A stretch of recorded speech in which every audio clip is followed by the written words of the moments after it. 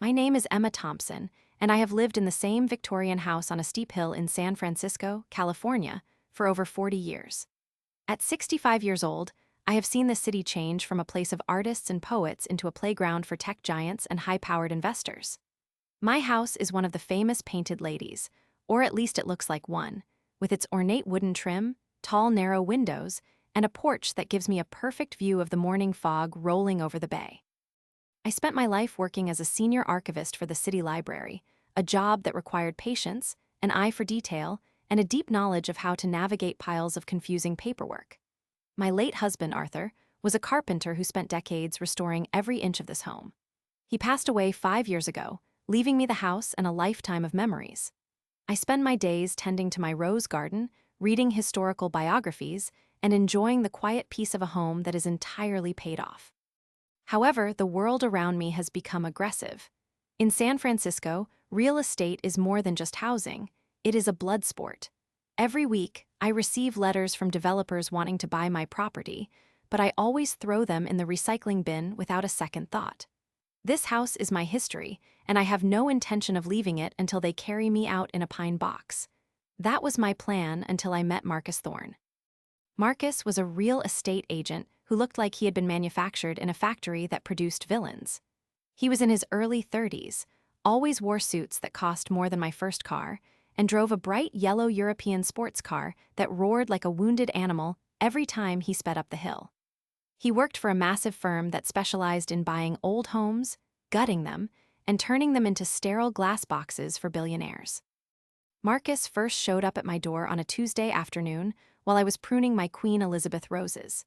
He did not lead with a greeting, but instead commented on how much work the exterior of my house needed.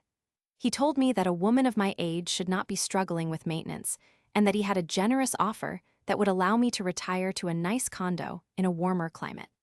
I told him politely that I was not interested, and that I loved my home exactly as it was.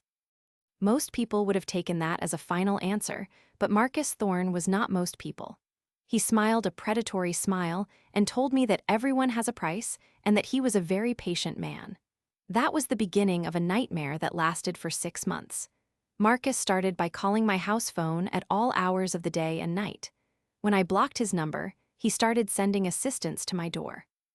They would ring the bell while I was trying to nap or leave glossy brochures tucked into my screen door that showed pictures of modern apartments. When those tactics failed to move me, Marcus changed his strategy from annoyance to intimidation. I began to receive official-looking notices in the mail. One claimed that my sidewalk was a tripping hazard and that the city would fine me thousands of dollars if it was not replaced immediately. Another notice claimed that my backyard trees were encroaching on the neighbor's power lines. I knew these were lies because I kept my property in pristine condition, but the stress began to weigh on me. I felt like I was being hunted in my own sanctuary. The situation turned truly ugly when Marcus Thorne decided to play dirty. One morning, I woke up to find that someone had spray painted a large red X on my front door. A few days later, a city inspector showed up at my house claiming he had received an anonymous tip about illegal structural modifications. I knew Arthur's work was perfect and permitted, but the inspector was rude and dismissive, acting as if I were a criminal. It became clear to me that Marcus had friends in high places or at least knew which pockets to grease. The inspector told me that if I did not provide the original blueprints and permits from 30 years ago, the house could be declared uninhabitable. This was a direct attack on my security. I felt my heart racing and my hands shaking as the man walked through my hallways, judging the life I had built. After the inspector left, Marcus Thorne happened to drive by. He slowed his yellow car down, rolled down the window, and shouted that he could make all my legal troubles disappear if I just signed the contract he had sent over. He told me that the city was going to take the house anyway and that I would end up with nothing if I remained stubborn. That was my lowest point. I sat in Arthur's old armchair and cried. I felt old, weak, and alone. I wondered if maybe he was right, and if I was just a relic of the past, trying to hold on to something that the world didn't want anymore. I looked at the photos of Arthur on the mantel and felt like I was failing him. I almost picked up the phone to call Marcus and give up. But then, I remembered who I was. I was an archivist. I spent 40 years finding things that people tried to hide. I knew how to follow a paper trail better than anyone in the state of California.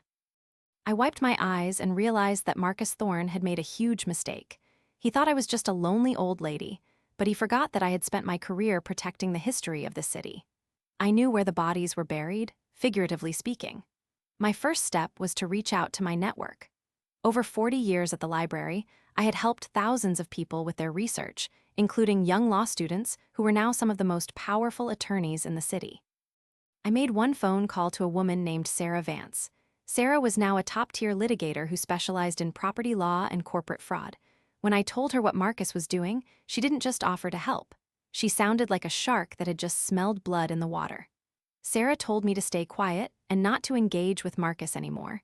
She told me to let him think he was winning while we built our case. For the next month, I played the part of the defeated victim. When Marcus called, I sounded tired and shaky. I told him I was considering his offer, but needed time to get my affairs in order. This emboldened him. He became careless. He started sending emails that were increasingly threatening, explicitly stating that he had influence over the city inspectors and that the permits I needed would never be found. He was literally writing down his crimes because he thought I was too old to understand how to save an email. Little did he know, Sarah had her team of private investigators following Marcus. They discovered that he wasn't just bullying me, he was running a massive scheme where he would identify elderly homeowners, use crooked inspectors to devalue their homes, and then buy them through a series of shell companies. It was a classic racketeering operation. While Sarah worked on the legal side, I went back to the city archives. I spent my weekends in the basement of the library, digging through dusty boxes and digital records. I wasn't just looking for my own permits, I was looking for Marcus Thorne's entire history. I found that Marcus had been involved in 3 different lawsuits in other states before moving to California, all related to predatory real estate practices. He had changed his middle name and slightly altered his last name to hide his past. I also found the link between Marcus and the city inspector who had harassed me. They had been roommates in college. It was a clear conflict of interest and a violation of state law. I gathered every piece of evidence, every email, every recorded phone call, and every shady permit application. We were not just going to stop him from taking my house, we were going to take everything he had. The climax of this battle took place on a rainy Tuesday morning in Marcus Thorne's high-rise office. He had invited me there to finally sign the papers. He had a bottle of expensive champagne on his desk, ready to celebrate his victory. I arrived with Sarah Vance and 2 other men in dark suits. Marcus looked confused but tried to maintain his arrogant smirk. He told me that I didn't need to bring a lawyer for a simple sale. Sarah didn't even sit down. She opened her briefcase and laid out a series of documents on his glass desk. She started by showing him the proof of his previous identities and the lawsuits he had fled from in the state of Florida. Marcus's face went pale. Then, she showed him the bank records connecting his shell companies to the payments made to the city inspector. The smirk vanished completely. I stood there and watched as the man who had tried to bully me began to sweat through his expensive silk shirt. Sarah told him that we had already filed a whistleblower complaint with the California Department of Real Estate and that a federal investigation into his shell companies was being launched that very afternoon. She told him that he had 2 choices. He could sign a confession and a voluntary surrender of his real estate license, or he could wait for the police to arrive at his office in about 20 minutes. Marcus tried to bluster. He told us we had nothing and that he would sue us for defamation. That is when I stepped forward. I looked him right in the eyes and told him that I had spent 40 years organizing the secrets of the city and that he was nothing more than a footnote in a very long book of criminals. I showed him the recording of our last phone call where he admitted to paying off the inspector to falsify the report on my foundation. The silence in the room was so heavy you could almost hear the rain hitting the windows 30 stories up. Marcus Thorne realized that he hadn't been playing with a helpless old woman, he had been playing with a master of information. He collapsed into his chair, the arrogance completely drained out of him. He looked like a small, scared boy caught in a lie. He signed the document Sarah had prepared.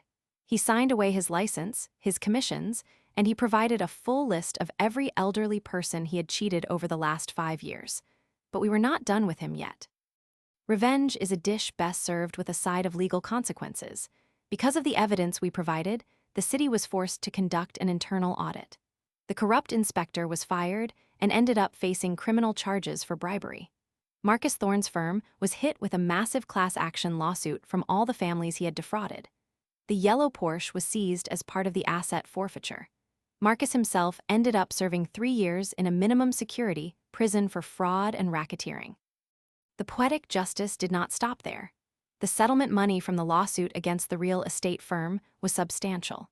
I didn't need the money, so I worked with Sarah to set up a legal defense fund specifically for elderly homeowners in San Francisco who were being targeted by predatory developers. We named it the Arthur Thompson Heritage Fund. Now, instead of being the victim, I am the chairperson of a foundation that protects people like me. I still live in my Victorian house on the hill. The red X was scrubbed off the door long ago, and the roses have never looked better. Sometimes, when the fog is thick and the city feels quiet, I sit on my porch and think about Marcus Thorne. I wonder if he learned that you should never underestimate someone just because they have gray hair and a quiet voice. I also learned something about myself. I learned that Arthur's strength wasn't just in the wood he carved or the nails he drove. It was in the roots we planted in this community. I am no longer just an observer of history, I am a protector of it. My house stands as a reminder that some things are not for sale at any price. There was a final twist to the story that I didn't see coming. A few months after the trial, I received a package in the mail. It was a beautiful, leather-bound book of the original blueprints for my house, found in an old archive that even I didn't know existed. It had been sent anonymously, but there was a note inside that said, "Thank you for showing us how to fight." It turns out that some of the junior associates at Marcus's old firm had been rooting for me the whole time. They were the ones who helped Sarah find the internal emails. It made me realize that even in a city that seems to be losing its soul to money, there are still people who believe in doing what is right. I am 65 years old, and I have never felt more alive. I have my house, my memories, and the knowledge that Marcus Thorne will never bully another person again. The San Francisco fog still rolls in every morning, but it no longer feels cold. It feels like a blanket protecting a city that I finally feel I belong to again. My name is Emma Thompson, and this is my home, and it always will be. The neighbors now look at my house with a bit more respect, and the developers have stopped sending their glossy brochures. They know that if they knock on my door with bad intentions, they aren't just meeting an old lady, they are meeting the woman who took down Marcus Thorne. I spend my evenings reading by the fireplace Arthur built, knowing that every brick and every board is safe. The legacy of our life together is preserved, not just in the archives of the city, but in the very foundation of the house that refused to be moved. I have also become a bit of a local legend in my neighborhood.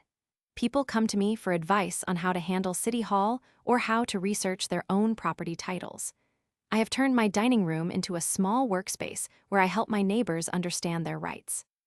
It turns out that being a retired librarian is the perfect training for being a community advocate.